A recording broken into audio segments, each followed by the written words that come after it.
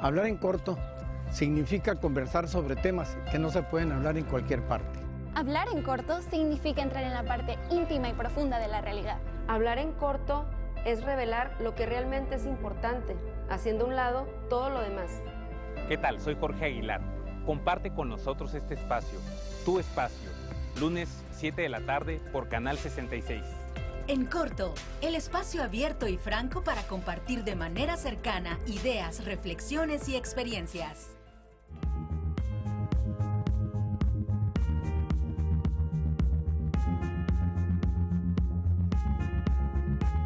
¿Qué tal, amigas, amigos? Bienvenidas y bienvenidos a En Corto, el espacio abierto y franco para compartir de manera cercana ideas, reflexiones y experiencias.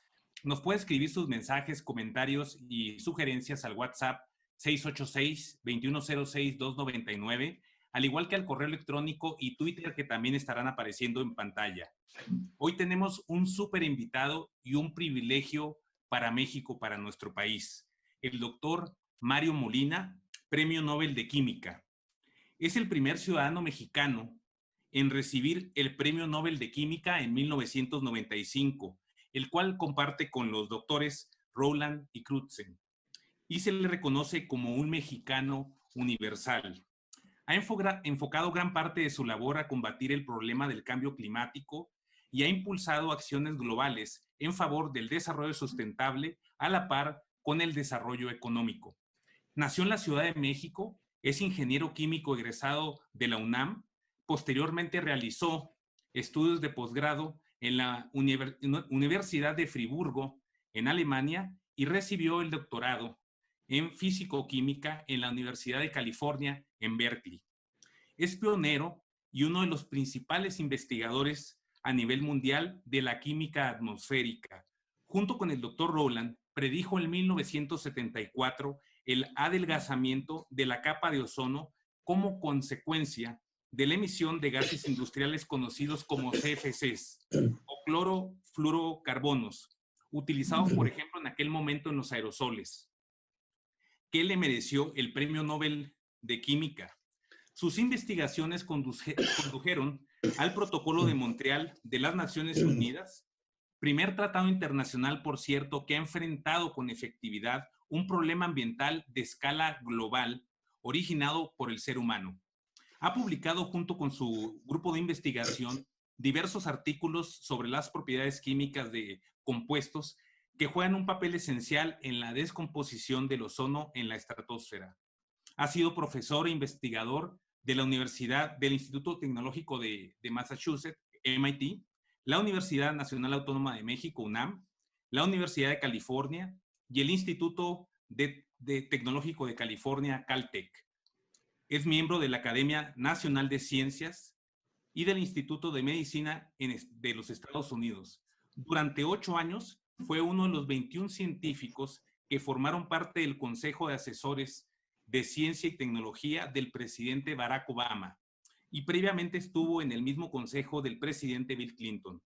Es miembro también de la Pontificia Academia de Ciencias del Vaticano, del Colegio Nacional, de la Academia Mexicana de Ciencias y de la Academia Mexicana de Ingeniería, entre otras.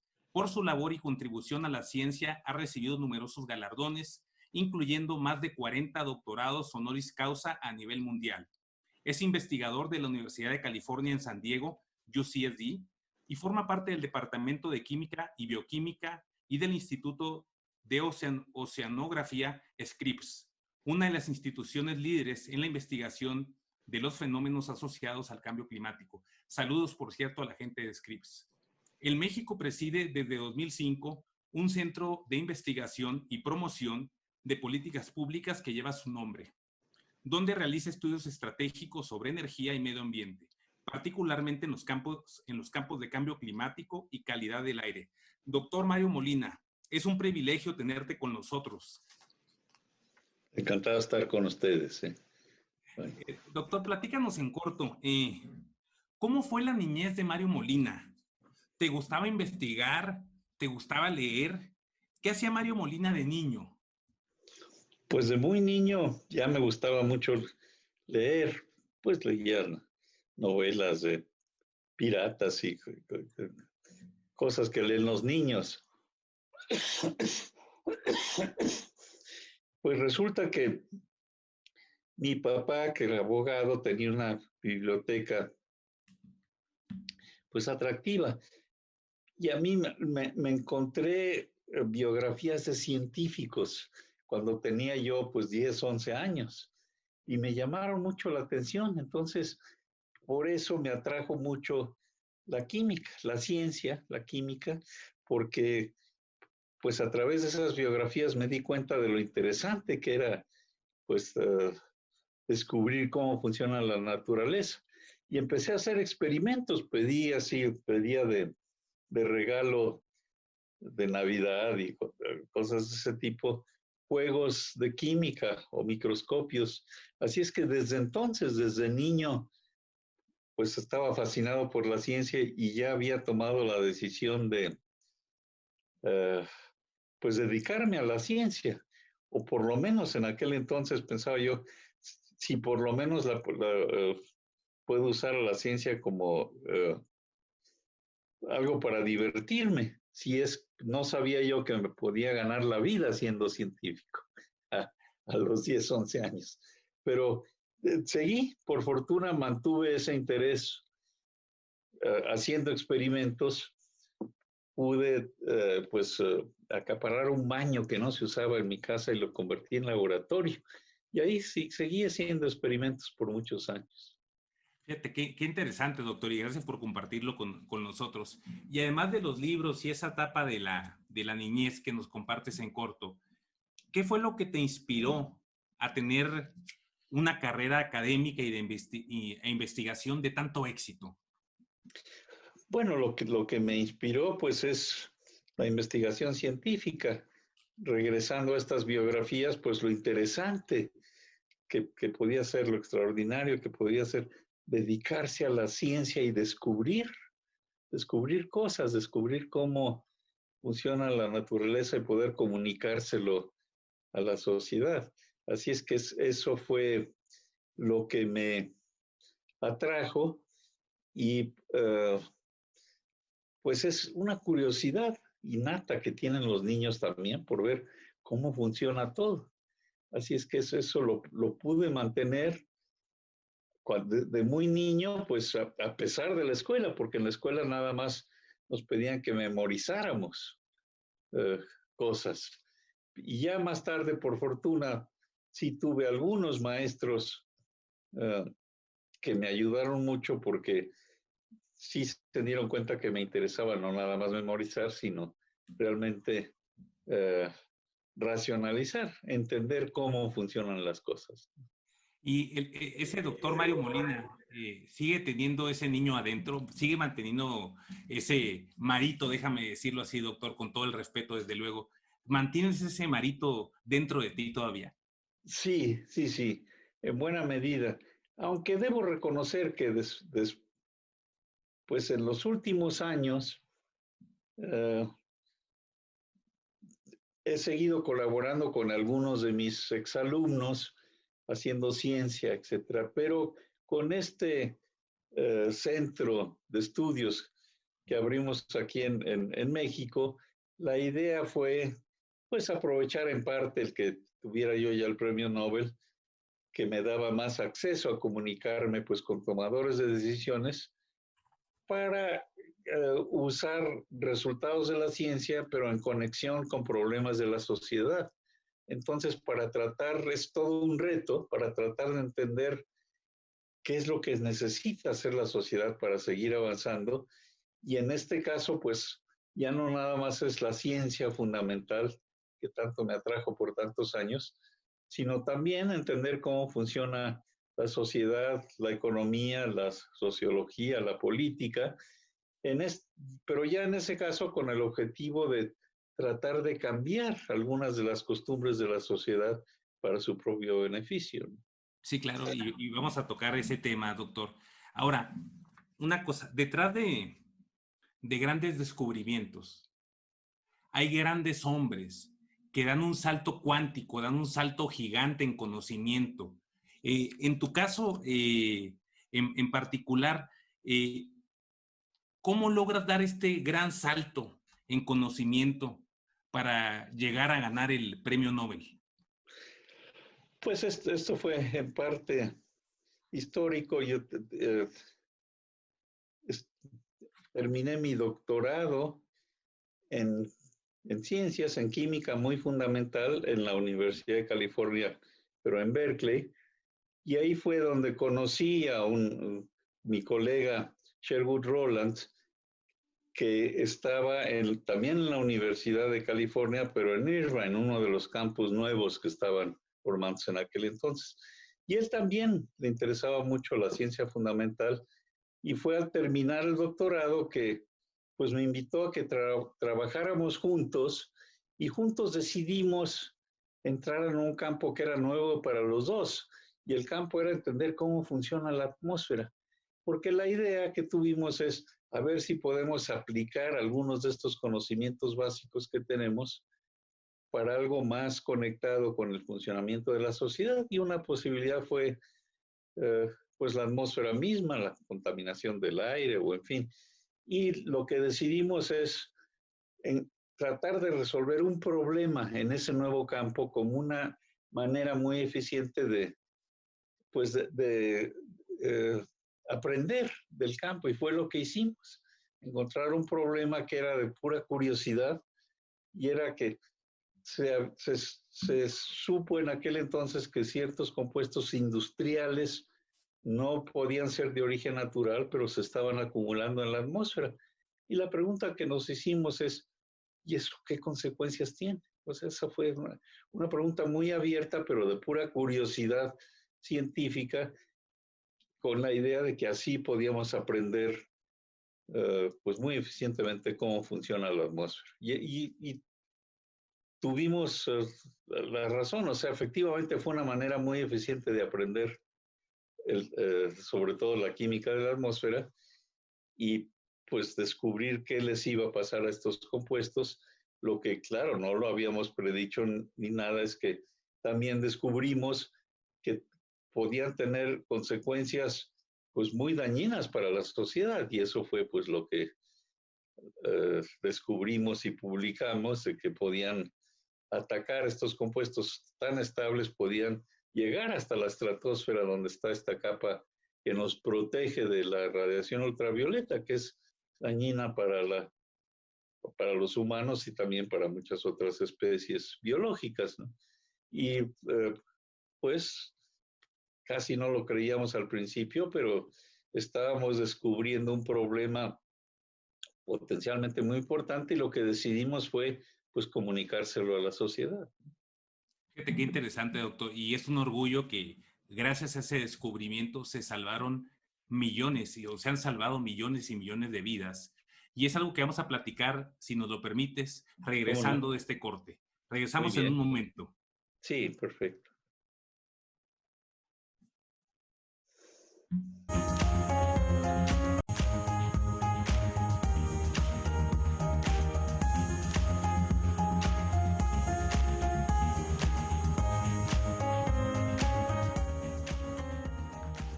¿Qué tal, amigos? Estamos de regreso y estamos platicando con el doctor Mario Molina, Premio Nobel de Química, el único mexicano que ha obtenido este galardón. Doctor, platicábamos antes del corte y quisiéramos que nos compartieras aquí en corto, para toda la gente que nos está viendo. En materia de ciencias en específico, ¿por qué no tenemos tantos casos de éxito en México? ¿Por qué no tenemos más premios Nobel? Pues digámoslo así. Bueno, una de las cosas que yo he estado tratando de promover es que se invierta más en la ciencia. Lo que vemos es que los países más avanzados, los países cuyas economías realmente se desarrollan muy exitosamente, por ejemplo, los países europeos o Estados Unidos, le dedican un buen porcentaje de su Producto Interno Bruto, digamos, de la productividad del país, para promover la ciencia. En México le dedicamos menos del 0.5%, y lo que hemos estado tratando de hacer es, desde hace años ya, que aumente esto por lo menos al 1%, porque lo vemos muy claramente, como decía yo, con los ejemplos de otros países, que eso tiene repercusiones muy importantes para la economía. Y lo voy a tratar de explicar de la siguiente manera. Lo que es bastante evidente es que para que un país pues sea muy productivo económicamente, muchas veces lo que sucede es que sus industrias son muy productivas. Hay incentivos tales que las industrias generan pues nuevas tecnologías, nuevos productos, y eso pues repercute en beneficios económicos. Pero eso requiere una inversión, requiere un incentivo. Y lo que nos ha pasado mucho en los países en desarrollo sin tantos recursos, era una manera muy limitada de pensar que, pues la ciencia es algo que solamente los países ricos se pueden dar el lujo de hacer. Y no, vemos que eso es un gran error, que hay que invertir. Y no solamente, como decía yo, en la ciencia aplicada, dando incentivos a la industria para que saquen patentes. Pues en México apenas sí tenemos patentes, ¿no? Porque no le dedicamos suficiente esfuerzo a esto. Pero lo que es más difícil de entender, pero es importantísimo, es que también es necesario invertir en la ciencia pura. Aunque no vaya a producir patentes, lo que genera es la capacidad para que haya suficientes personas, suficientes estudiantes que sean científicos para poder, pues, apoyar a este desarrollo económico. Y esto se refleja, por ejemplo, para tener profesores de primera categoría en las universidades, que en la ciencia moderna, pues van a estar colaborando con el resto de la comunidad científica internacional.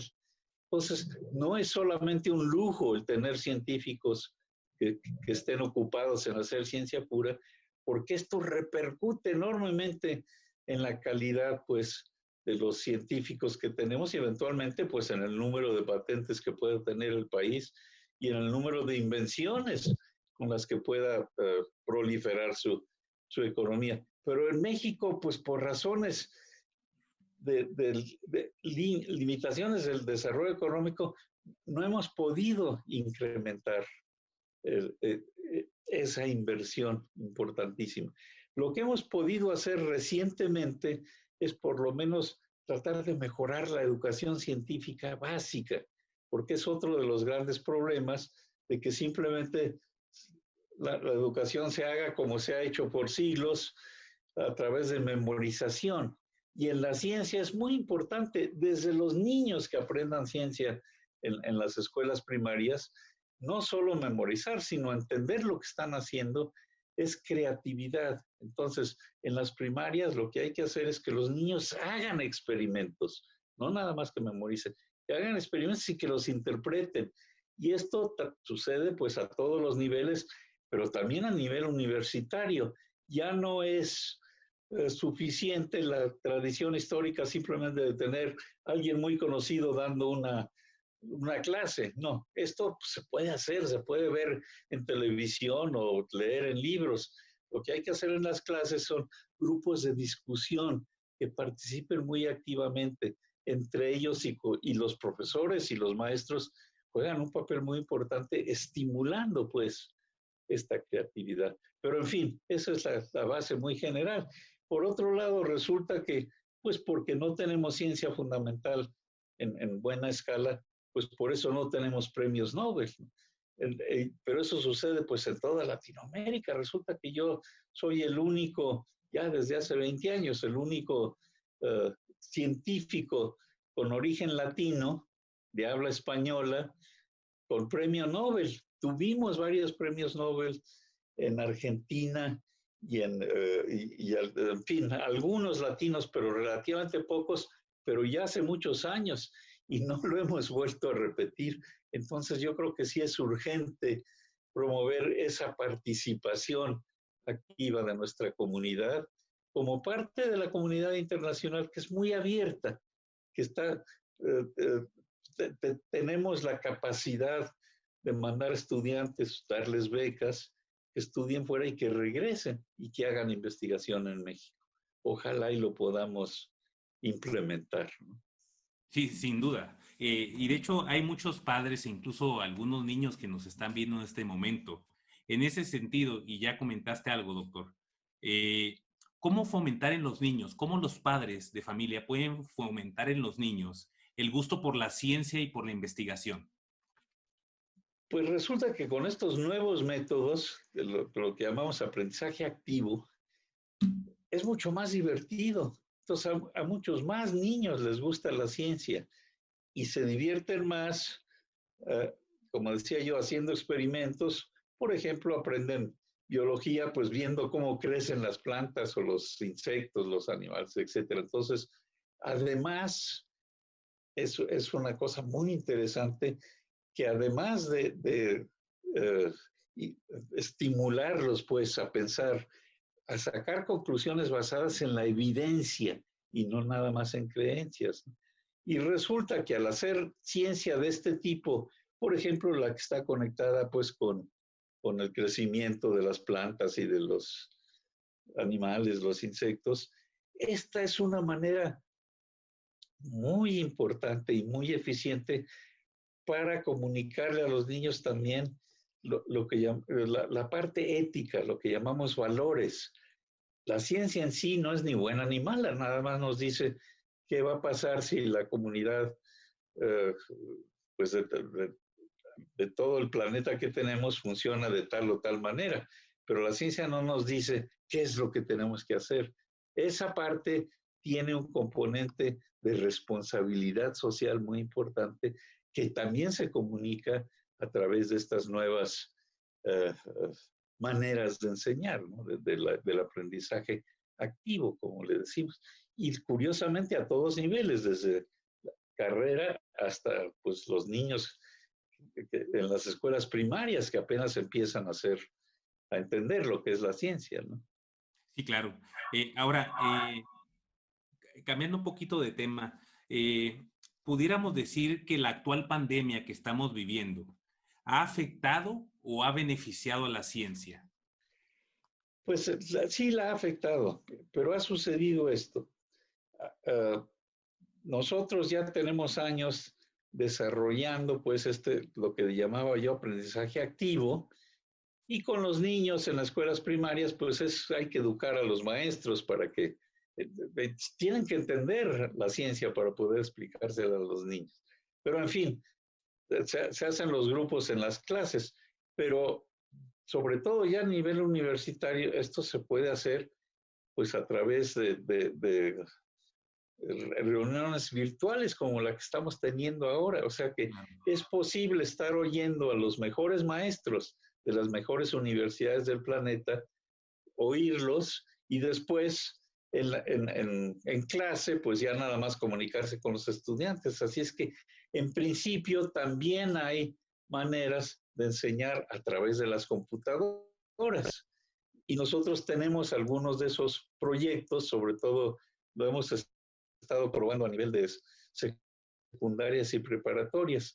Pero lo que tenemos detrás de la computadora y de pues explicarle a los jóvenes qué es la ciencia, cómo funciona, etcétera, etcétera, y estimularlos a responder preguntas. Pero es importante pues tener gente que esté disponible para que los jóvenes estudiantes puedan hablar por teléfono y que sus preguntas sean contestadas, ¿no? Entonces, eso no, el que tenga uno la computadora enfrente no quiere decir que lo mejor es nada más tener eso, sino que es muy importante tener ese apoyo.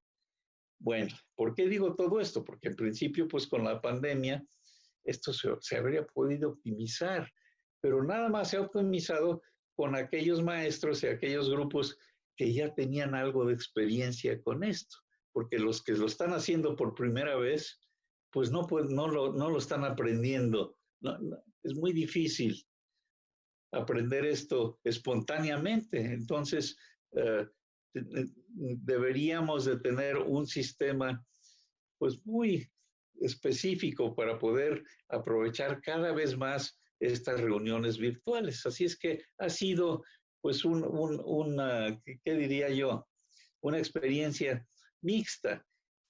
en algunos casos aprovechando pues el enorme potencial de la comunicación a través de Internet, pero en algunos otros casos pues están nada más improvisando y no lo hacen tan bien como si fuera enseñanza presencial, ¿no? Así es que esperemos que con lo que estamos aprendiendo podamos estimular más este tipo más novedoso de aprendizaje, que está muy aceptado en las mejores universidades del mundo, ¿no? Y también está siendo cada vez más aceptado, como decía yo, en escuelas preparatorias y secundarias, pero también empezando desde los niños en las escuelas a nivel de primaria. Esperemos que todo esto sea para bien, doctor. Vamos a un breve corte comercial y regresamos a seguir platicando contigo. Gracias. Muy bien.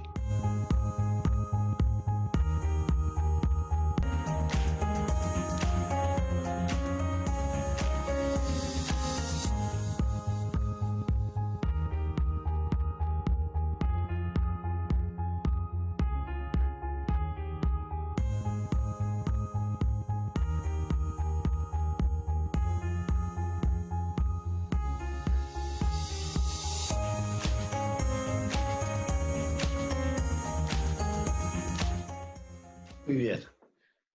Aquí estamos. Amigas, amigos, estamos de regreso y estamos platicando con el doctor Mario Molina, Premio Nobel de Química. Doctor, platicábamos antes del corte. Pareciera existir en estos momentos en nuestro país una discusión sobre qué es mejor. Continuar basando nuestro desarrollo en energías fósiles o impulsar el uso de nuevas energías renovables. Como que se discute, y era una discusión que parecía que ya estaba como resuelta, pero al parecer no. ¿Cuáles serían tus principales consideraciones al respecto, dada tu experiencia? Sí, aquí lo que es muy importante es hacer la conexión pues con crisis que tenemos del cambio climático. Estamos en una emergencia ya del cambio climático. Yo tengo muchos colaboradores en ese campo y pues desde hace años hemos estado investigando cómo funciona el clima y cómo lo está cambiando la sociedad.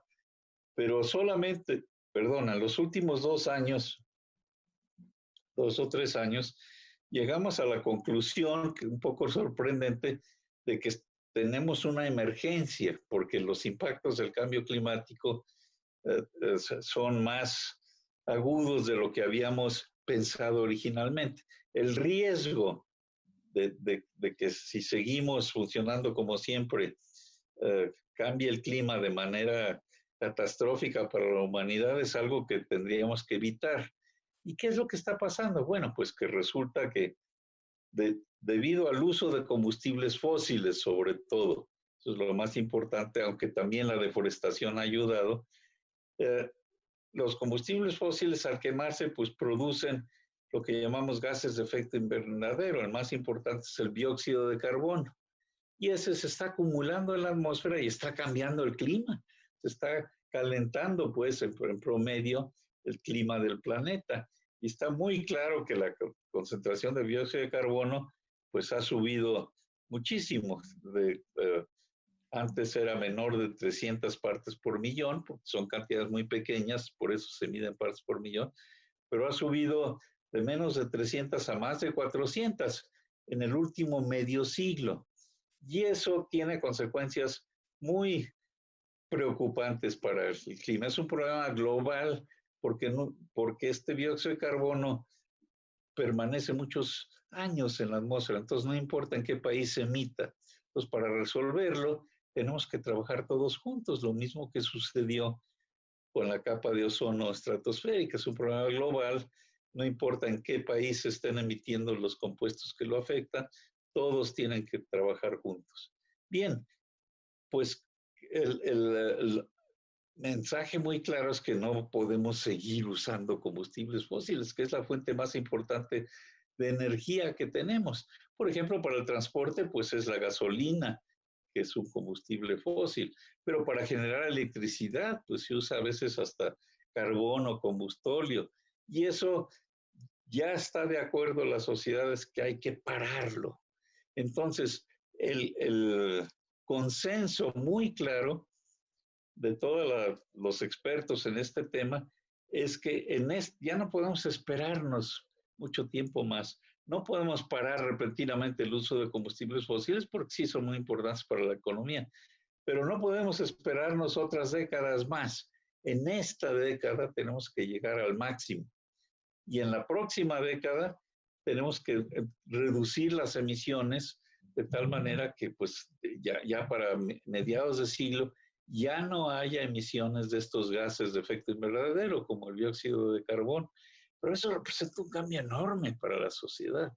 Pues por muchos años hubo discusiones todos los años cómo hacerlo, y no había mucho progreso. Pero por fortuna en el 2015 se llegó al llamado Acuerdo de París. Finalmente, después de muchos años de discusiones, muchos jefes de Estado participaron en París, se pusieron todos de acuerdo, vamos a parar las emisiones, no repentinamente, pero sí de tal manera que ya no haya más emisiones en la segunda mitad de este siglo, ¿no? Entonces, ¿qué implica esto? Pues que ya no podemos seguir usando petróleo indefinidamente. Podemos usarlo nada más temporalmente como una medida de transición, sobre todo el gas natural, que es metano, por la misma cantidad de energía que se puede producir, emite la mitad de gases de efecto invernadero porque el metano tiene la fórmula CH4, tiene mucho hidrógeno y el hidrógeno pues también genera energía, ¿no? Pero eso es el gas como un compuesto de transición, pero tuvo una importancia gigantesca en la economía en Estados Unidos, que antes dependía mucho del petróleo del Medio Oriente, pero con el uso del gas, que lo podían sacar como gas lutita con el fracking, pues con eso la economía cambió enormemente y por eso pues se volvió a usar en grandes cantidades. Pero esto tiene que estar limitado. Entonces en México tenemos un problema muy serio de regresar al pasado. Eso está totalmente en desacuerdo con lo que México ya firmó con el Acuerdo de París. México se comprometió a reducir sus emisiones de gases de efecto invernadero. Ya se comprometió. Entonces tiene que reemplazarlo con el uso de otras tecnologías para generar electricidad. Por ejemplo, con luz solar, con las celdas fotovoltaicas o con los molinos de viento. Eso tiene limitaciones porque son intermitentes, no hay luz día y noche, ni hay viento las 24 horas del día, a veces deja de haber. Entonces, por eso tienen que estar respaldadas estas energías renovables por otros tipos de energía, pero resulta, y esto es pues es de controversia, pero está muy, muy claro, que hay maneras de generar esta energía constante que ya no con petróleo, pero por ejemplo energía nuclear, que la gente pues, está muy asustada con la energía nuclear por las bombas nucleares, pero como generadores de electricidad, pues ha funcionado estupendamente en países como Suecia o Francia. Entonces, en México tenemos Laguna Verde, una pequeña cantidad de energía que es energía nuclear. Eso habría que multiplicarlo, pero no multiplicar el uso de combustibles fósiles. Eso es lo que está ya totalmente obsoleto. Entonces, pues ojalá y en México pronto ya nos demos cuenta de esa enorme necesidad y de los compromisos que tenemos para asegurarse de que haya electricidad y haya energía disponible para toda la sociedad a un precio razonable, para que toda la sociedad tenga pues acceso a electricidad y que con eso pues pueden tener luz eléctrica, pueden tener uso de computadoras, el internet, etcétera, etcétera. Inclusive en sitios donde hace mucho calor para tener aire acondicionado, pero tiene que ser un aire acondicionado eficiente, con tecnologías nuevas, porque el aire acondicionado viejo es muy poco eficiente. Entonces, hay toda una serie de trabajos muy detallados de cómo avanzar para la sociedad, tanto en México como en todo el mundo. Cómo avanzar y asegurarnos de que las economías sigan creciendo para que haya cada vez menos gente pobre, pero que tenga los recursos necesarios para poder funcionar pues con un nivel de vida como el que tenemos hoy en día, muy aceptable, teniendo electricidad, pues como decía yo, para transporte, para luz, para para todo lo que usamos energía, que es una gran cantidad de actividades de la sociedad. Pero todos estos estudios concuerdan en que sí es posible, si todos trabajamos juntos, sí podemos llegar a este objetivo importantísimo de alta calidad de vida para cada vez una mayor proporción de toda la sociedad. Y no deberíamos ya de seguir usando combustibles fósiles, más que de manera muy temporal para poco a poco irlos dejando de usar, ¿no? Esa sería la idea. Fíjate, ahorita que comentas el caso del aire acondicionado, doctor. Sí. En Mexicali, pues es el lugar más caliente Sí. de México y es donde te llega el recibo de la luz más alto, porque en verano no hay de otra, tienes que utilizar a fuerzas el aire acondicionado. Sí. Con estas otras energías renovables, también se reduciría de manera significativa el costo de poder utilizar el aire acondicionado. Sí, sí, lo que resulta con estas nuevas tecnologías como de viento y fotovoltaicas, el costo es comparable al costo de usar combustibles fósiles.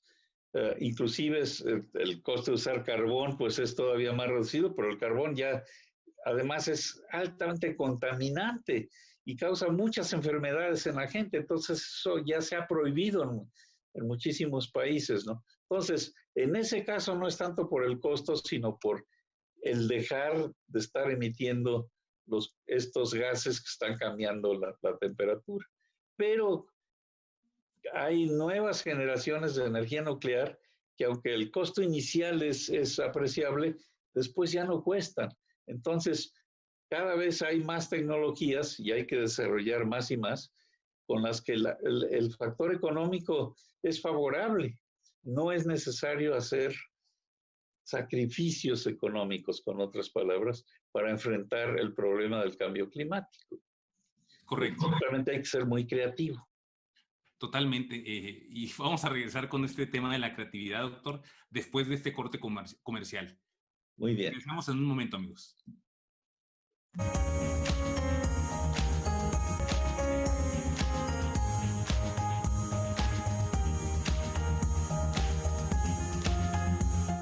Okay. ¿Qué tal? Estamos de vuelta y estamos platicando con el doctor Mario Molina, Premio Nobel de Química, el único Premio Nobel de Química mexicano que hemos tenido en toda la historia y un mexicano universal.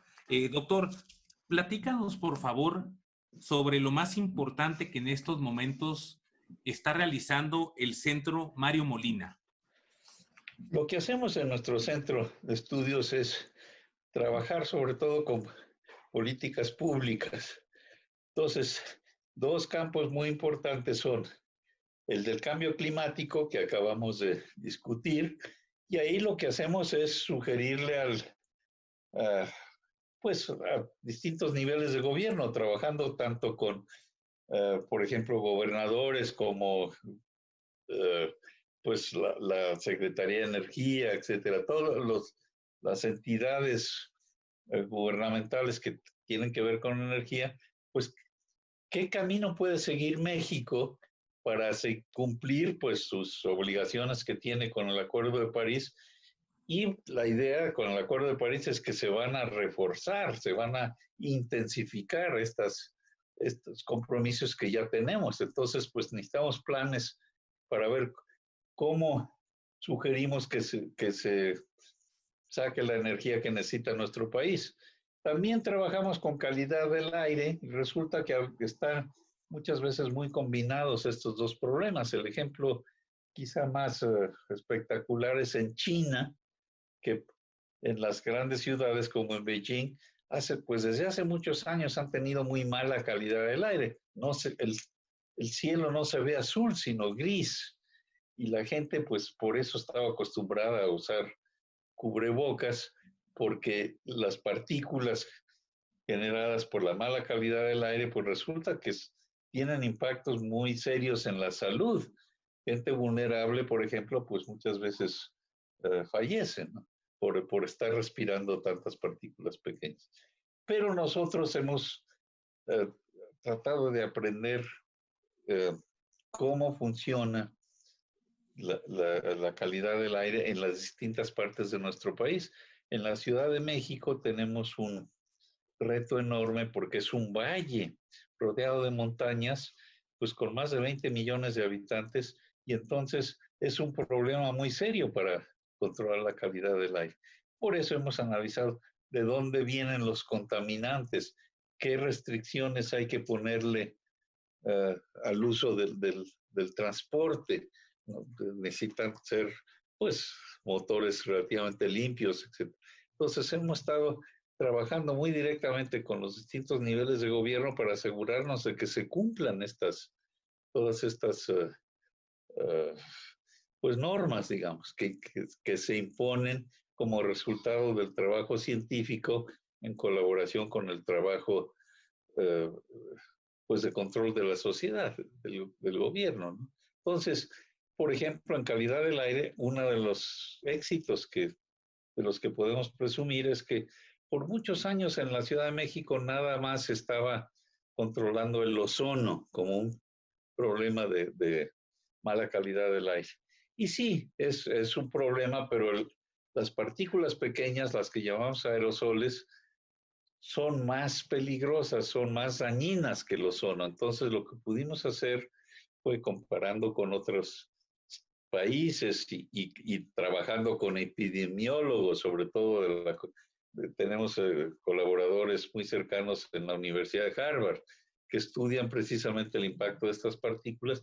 En fin, con todos esos esfuerzos sí logramos que finalmente las partículas se controlaran y que hubiera medidas específicas para reducir el número de estas partículas. Más o menos la mitad se emite directamente, inclusive al cocinar al aire libre, ¿no? Y la otra mitad se produce en la atmósfera por reacciones químicas de los compuestos orgánicos volátiles, los óxidos de nitrógeno, todos. Es química complicada, pero que entendemos relativamente bien, que forma estos contaminantes que son tan dañinos para la salud, ¿no? Entonces, hemos podido trabajar de cerca con los distintos niveles de gobierno para que se hayan tomado las medidas importantes para tratar de reducir, pues, esta mala calidad del aire. Y igual, con cambio climático, pues ahí estamos de momento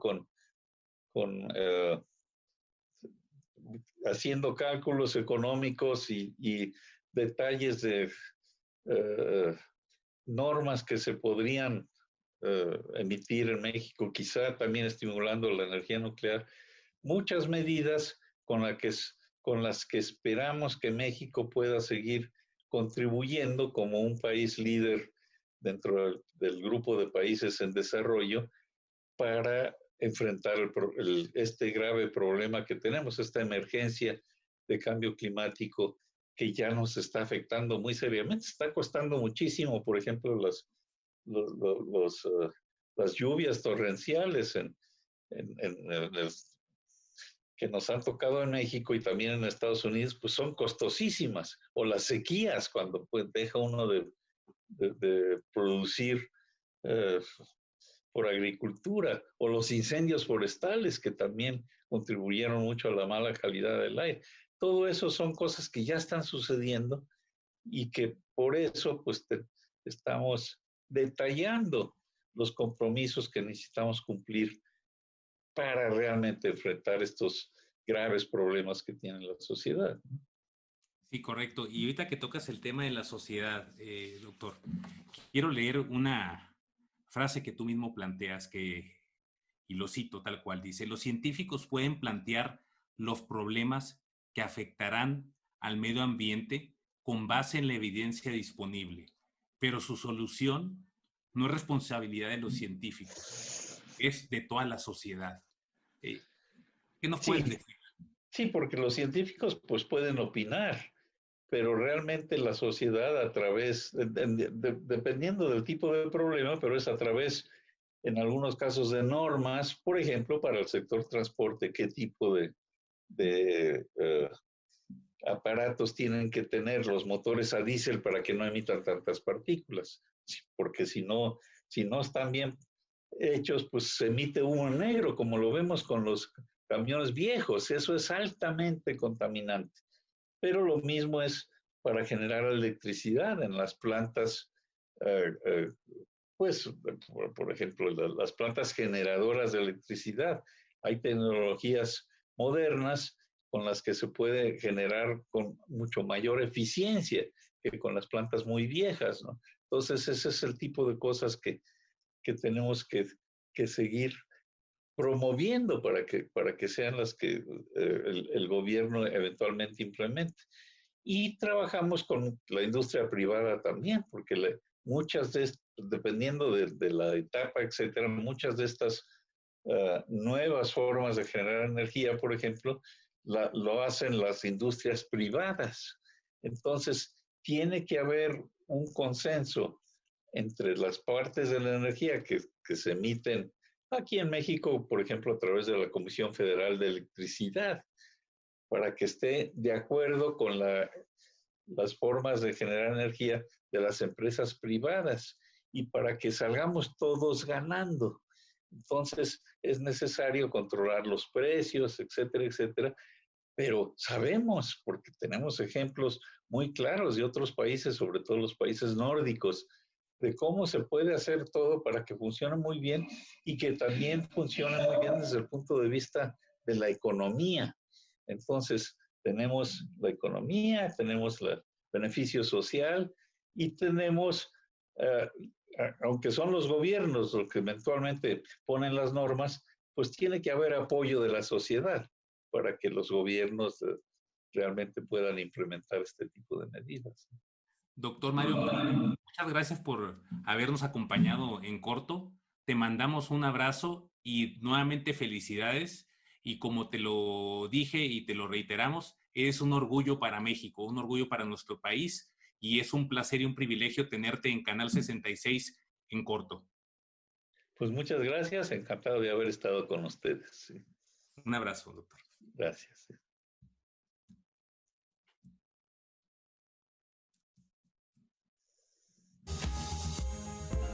¿Qué tal? Soy Jorge Aguilar.